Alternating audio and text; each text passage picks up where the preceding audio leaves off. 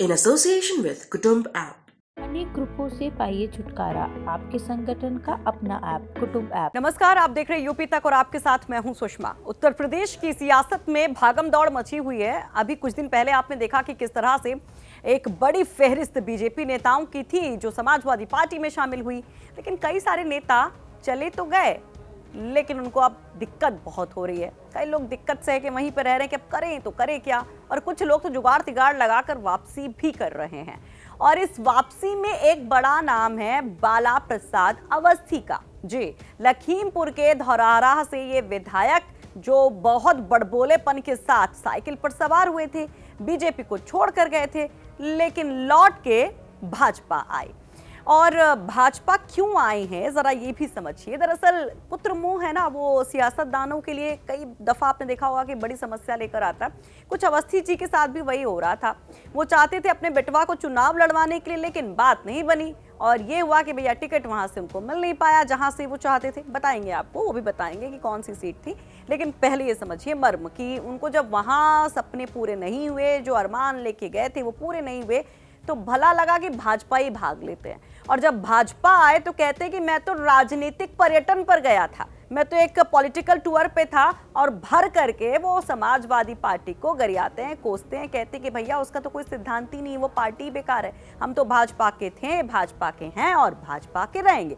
और ये वही अवस्थी साहब है, जब भाजपा छोड़ के समाजवादी पार्टी गए थे तब बहुत बड़बोलेपन के साथ गए थे, और तब बीजेपी को गरियाते हुए गए थे और बड़े सपने उन्होंने दिखाए थे समाजवादी पार्टी को लेकर। चलिए अब थोड़ा सा सीट की बात कर लेते हैं कि मामला फंसा कहां। दरअसल सपा ने धौरहरा से पूर्व मंत्री यशपाल चौधरी के बेटे वरुण चौधरी नीलू को टिकट दे दिया, और यहीं से वो चाहते थे अपने बेटे के लिए टिकट, तो मामला गड़बड़ा गया और फिर उठाए बस्ता और वापसी कर ली।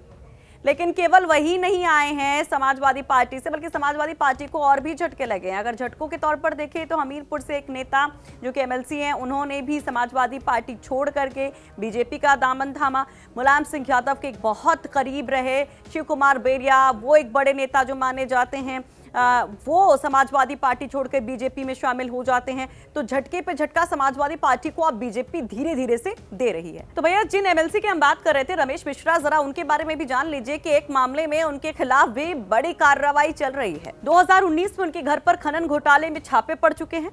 हाईकोर्ट के आदेश पर सीबीआई और ईडी ने उनके घर पर छापा मारकर तलाशी ली थी, और ये 2012 का मामला था जिसमें गलत ढंग से पट्टी देने का आरोप उनके ऊपर लगा था, और इस मामले में वो फंसे हुए थे। तो कई तरह की बातें लोग अब कर रहे हैं यहाँ पर।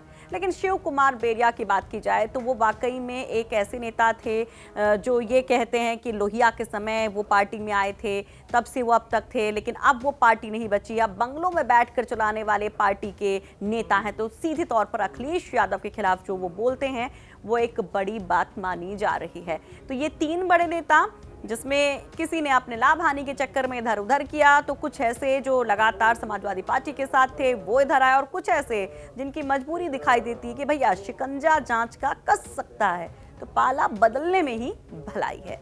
तो ये सियासत है यूपी की। अब देखिए कितनी भागदौड़ अभी और होगी, और किस किस तरह से लोग जाएंगे आएंगे अपने निजी स्वार्थ को साधने के लिए। समीकरणों को देखते हुए पार्टी भी उनको गले लगाएगी, और तब कोई दाग नजर नहीं आएगा, जैसे कि अभी मिश्रा जी के लिए बीजेपी को कोई दाग नजर नहीं आ रहा है। तो ऐसी तमाम पॉलिटिकल खबरों के लिए आप यूपी तक देखते रहिए और यूपी तक.in पढ़ते रहिए।